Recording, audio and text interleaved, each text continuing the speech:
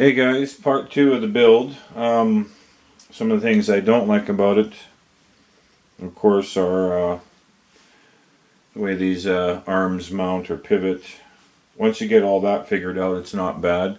I spent a couple hours here now removing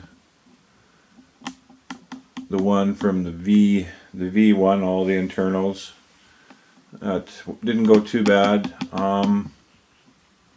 Things I don't like, well, definitely where the antennas go, there is no mount for the antennas. I don't know, I guess they flop around inside or you can hot glue them. I don't like the Mickey Mouse card reader. That's it there.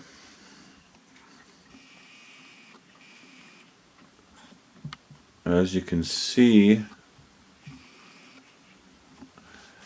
that will just plug into the camera, of course, and then yeah, your SD card is underneath. It looks kind of Mickey Mouse to me, but I guess it'll work. No real access to your gimbal. So that'll have to be, of course, yeah, pre-assembled, but so far so good. I mean, it's going pretty well. Just kind of doing a dry fit. Everything is kind of in order as a dry fit. The arms are going to take a bit of work, of course, getting that all wired up. I have to cut the wires for the motor, but that's what I did. I just cut them instead of unsoldering it from here. It'll be easier to solder to the wire than to screw around with that, especially with the lights. The lights are kind of funky. Where are they? These are the lights here. Tiny little LED lights that are going to go in the arms with some small clear plastic lenses. So that'll be the next solder job, getting all the lights soldered up. And then I'm going to run the wires from that, kind of work from the outside of the pod in. So yes, I figure just cutting the wires right in the middle and soldering into it is about the best. I don't want to screw around with the motherboard. Rather just solder to the wire. Heat shrink it and be done with it. Of course, putting on the sleeves.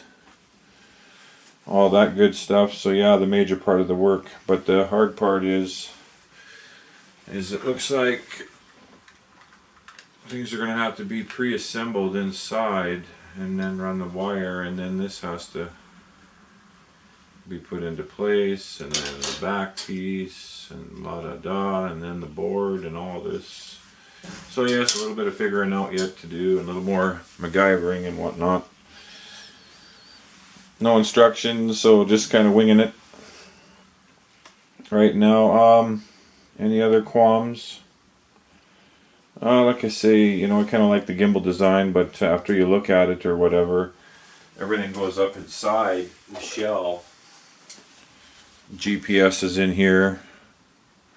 There's the little deal for the GPS. Bing, bing, bing.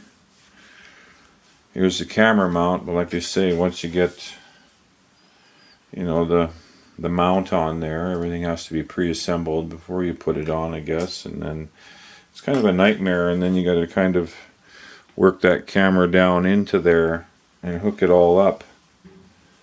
So there's really no other way to fasten it. Yeah. Well, anyways, I mean, the instruction video will be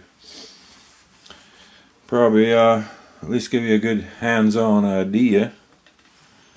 So anyways, yeah, this is it in a nutshell. I'm very excited about it. Part 2 of the build and how it's going pretty good, I must say. The only thing I don't like I say, is it looks like these arms are a weak point. Other than that, really, really nice. Really impressed with it. Like, it's really good plastic. The shell is extremely hard. What else can I say? I really can't wait to fly it. But GPS, yes, I did figure out where the GPS goes, and then of course the compass goes in this little deal here, which acts like a landing gear. So the compass is facing the same way basically as it came out of the antenna leg. It's laying flat, pointing that way. There's a little arrow on there, so it did the same thing as I took it out of the leg. It just lays flat, and then I run the wire up through here, plugs it into the GPS, so that should all be good. Or I mean, not the GPS, sorry, the compass. So the compass should be good. Calibrate that. It's laying exactly the same way except higher up in the body, so that should be cool. Other than that, yeah, the build is fairly straightforward. The hardest part is doing the legs, because you have to actually I have to unhook the antennas from the light bridge assembly, right? And then I'm gonna have to, you know, feed all the wires through this sleeve, but I don't know, I guess you can kind of maybe slide that through there. I don't know, I don't want to stretch it out too much, but it will go. I guess I could do that instead of taking off the antennas in the light bridge. We could see if we can get this around there. This stuff does stretch decent, but maybe not this stuff. Anyways, yeah, so that's the other thing. It's either slide the sleeve over the antenna if that works. If not, then you got to take the antenna off, slide the antennas through the sleeve and the motor wires. As for the light wires, I don't know if I'm going to be running all that through there too. The little wires for the lights. Yes, we're all ready to go here. And here's all the little wires. Big fat ones for the motors, and the little thin ones for the tiny little lights. Yes, going through all that. It's a shame because you don't really need much wire to make the mod.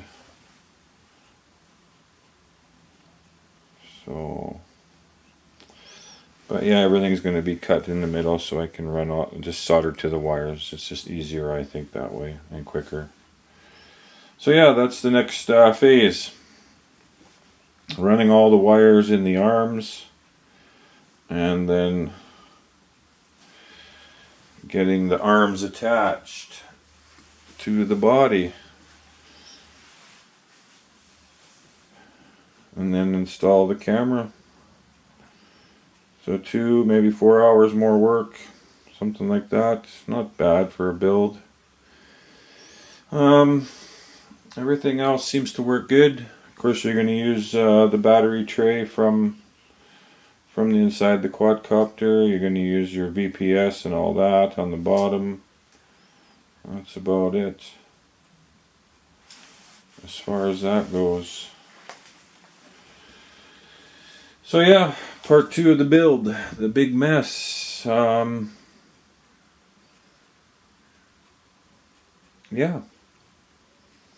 Anyways, any questions, comments, please feel free to drop a line. Until next time, guys, well, thanks for watching, and I will definitely keep you updated. Let me know if there's anything you want to know or whatever. That'd be great.